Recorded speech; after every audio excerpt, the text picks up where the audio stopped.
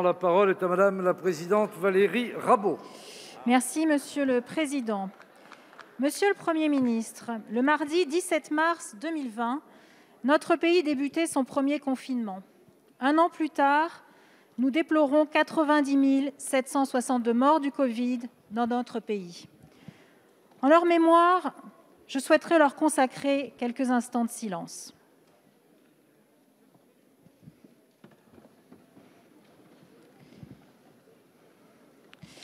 Monsieur le Premier ministre,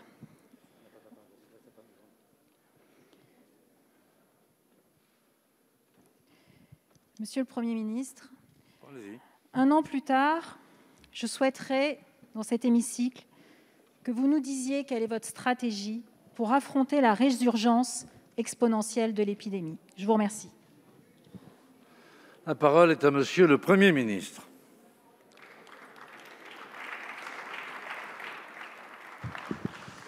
Monsieur le Président, Mesdames et Messieurs les députés, Madame la Présidente Valérie Rabault, d'abord, bien entendu, je m'associe à l'hommage que vous avez bien voulu rendre aux victimes, aux personnes décédées de la Covid-19 depuis un an, un nombre effectivement très élevé, même si le taux de mortalité de la France n'est pas parmi les plus élevés du monde, et vous le savez, surtout dans la deuxième vague de l'épidémie. Je pense aussi à toutes les personnes qui ont été touchées par ce virus, qui développent des formes dites longues de la maladie, qui ont été identifiées de manière progressive, et puis à tous les dégâts, on va dire, que cause au corps social cette terrible pandémie mondiale qui laisse des séquelles d'autant plus lourdes que l'épidémie, vous l'avez dit, joue les prolongations.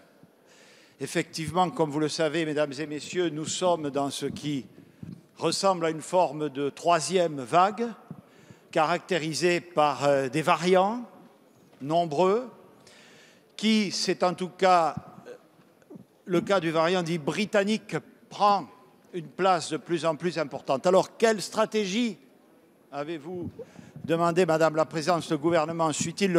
L'Assemblée nationale la connaît bien. Je mettrai évidemment, au moment où je m'exprime, la vaccination au premier rang de cette stratégie, car nous savons que c'est la vaccination massive, même si elle doit être d'abord ciblée, comme nous le faisons en direction des personnes les plus vulnérables à la maladie, qui nous permettra d'en sortir. Mais compte tenu de la situation actuelle, plus que jamais, nous devons respecter d'une part tous les gestes élémentaires qui, depuis un an, constituent une garantie solidaire face à la progression pandémique, se faire tester dès qu'on a les premiers symptômes, s'isoler dès qu'on a les premiers symptômes, respecter les gestes barrières, tous les actes que vous connaissez, et bien entendu, prendre les mesures que la situation impose. Nous avons une stratégie territorialisée de gestion contre l'épidémie et que nous allons poursuivre, Madame la députée. Madame la Présidente. Monsieur le Premier ministre, je ne comprends pas trop face à l'urgence qui s'impose. Dimanche, vous avez dit aux Français, si le taux d'incidence dépasse les 400 pour 100 000 habitants, alors vous confinez le territoire concerné. Me confirmez-vous que oui ou non, c'est votre doctrine? Le 28 janvier dernier, vous nous avez donné une projection de l'évolution du nombre de contaminations avec le variant anglais. Je vous avais questionné sur cette projection et vous m'aviez répondu qu'il ne s'agissait que d'un exercice théorique. C'était le 28 janvier dernier. Or, 6 semaines plus tard, nous constatons que le nombre de contaminations correspond exactement à celui de cette projection. Ce graphe montre que soit on est capable de vacciner massivement, c'est-à-dire 500 000 vaccinations par jour, soit on se prend le mur. Le Conseil scientifique ne dit pas autre chose. Je vous le redemande, que comptez-vous faire pour éviter que nous nous prenions le mur?